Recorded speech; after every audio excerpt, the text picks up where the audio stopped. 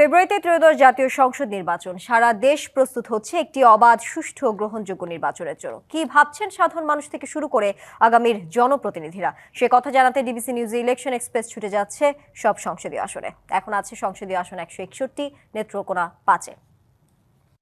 CSRM DBC election express আজ রয়েছে নেত্রকোনা 5 আসনে।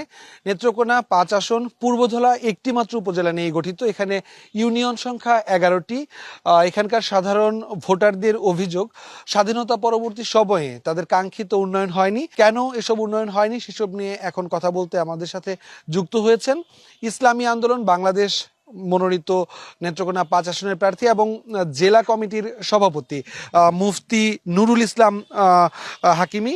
একটু বলবেন যে আসলে দীর্ঘ সময়েও কেন এই নেত্রকোনা 5 আসনের মানুষের ভাগ্যের পরিবর্তন হয়নি? তার সবচেয়ে বড় কারণ সেটি হলো, আমি বলবো যে তারা আসলে কেহই ক্ষুধাভীরু নেতৃত্ব আমাদের এই আসন পায়নি।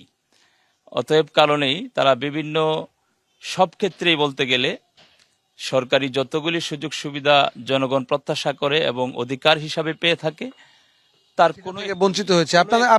আপনার দল থেকে ইতোমধ্যে আপনাকে মনোনয়ন দেওয়া হয়েছে, আপনি মানুষের কাছে যাওয়া শুরু করেছেন, আপনি ইতোমধ্যে মানুষের দ্বারে দ্বারে গিয়ে ভোট প্রার্থনা করছেন।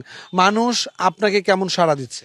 মানুষ আলহামদুলিল্লাহ, মানুষ উচ্ছ্বাসের সাথে আমাদের ইসলামী আন্দোলনকে গ্রহণ করছে। আমরা আশাবাদী ইনশাল্লাহ, আমরা যদি ক্ষমতায় যাই, যদি এলাকার জনগণ আমাদেরকে চায়, আমাদেরকে সাপোর্ট করে ভোট দেয়, তাহলে দীর্ঘদিনে বিগত এই 54 বছরে যে সমস্ত উন্নতি সাধিত হয় নাই, আমাদের এই পূর্বদলাতে রাস্তাঘাট থেকে শুরু করে আপনারা জানেন যোগাযোগ ব্যবস্থা এত অনুন্নত এখন পর্যন্ত, বিভিন্ন জায়গায় যেখানে এত সুন্দর রাস্তা, বাড়ি বাড়িতে প্রত্যেকটা গ্রামে মহল্লায় আমাদের কিন্তু উপজেলা পর্যায়ে, ইউনিয়ন পর্যায়ের যে সমস্ত গুরুত্বপূর্ণ রাস্তাঘাট, এগুলি এখনো পর্যন্ত সুন্দর মতো হয় নাই। এই আসনে তো অনেক তরুণ ভোটার রয়েছে। একেবারে ময়মনসিংহ থেকে যে যোগাযোগ ব্যবস্থা, সেই যোগাযোগ ব্যবস্থাও খুব বেশি একটা উন্নত নয়, এবং আপনার নারী ভোটারের সংখ্যাও অনেক বেশি।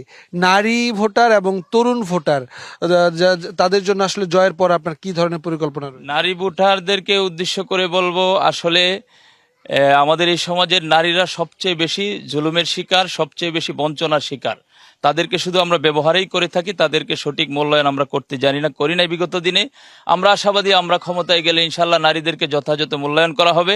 আর বিশেষ করে তরুণদের ভোটারদের কথা বলছেন, আসলে আমাদের এই প্রজন্ম তরুণ ভোটার যারা, তারা এই সরকারের কাছে সবচেয়ে বেশি প্রত্যাশা করে তাদের কর্মসংস্থান, তারা যেন স্বাচ্ছন্দ্যে জীবন ধারণ করতে পারে।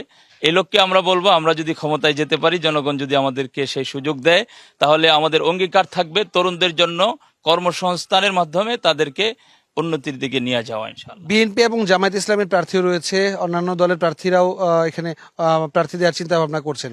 আপনি জয়ের ব্যাপারে কতটা নিশ্চিত? আমরা তো আসলে আপনারা জানেন, জামাতে ইসলাম সহ আরো সমমনা 8 দলে আমরা আসন সমঝোতার মধ্য দিয়ে আমরা কাজ করছি। আমাদের সমমনা 8 দলের মধ্য থেকে যদি আমাদেরকে নির্ধারণ করা হয়, কেন্দ্র থেকে আমাদেরকে নির্ধারণ করে আমাদেরকে প্রার্থী ঘোষণা করা হয়, তাহলে তো ইনশাল্লাহ এখানে আর জামাত থাকবে না বা অন্য দল থাকবে না। কিন্তু আপনি যথেষ্ট নিশ্চিত? যথেষ্ট আমরা আশাবাদী। এই এলাকার প্রত্যন্ত অঞ্চল পর্যন্ত ইসলামী আন্দোলনের যে সমস্ত কর্মী বাহিনী রয়েছে, এরা একান্তই নিষ্ঠার সাথে কাজ করে যাচ্ছে।